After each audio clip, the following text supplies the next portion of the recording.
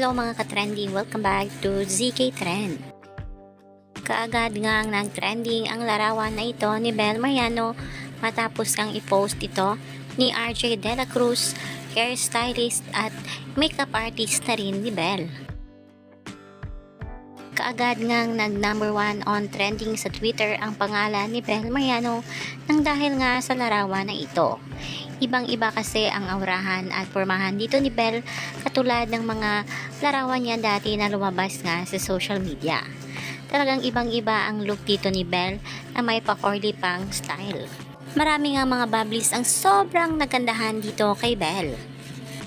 Grabe nga ang naging reaksyon ng mga bubblies tungkol dito.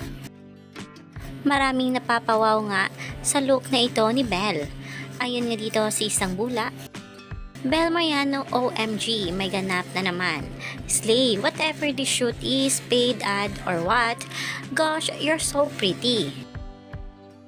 Kanina may IG si Sir Rax and Mama RJ and I think ito yung shinoot nila. Still not sure though. Pero grabe ka na Bel, love the look. Her Spanish blood is screaming. But for what kaya to?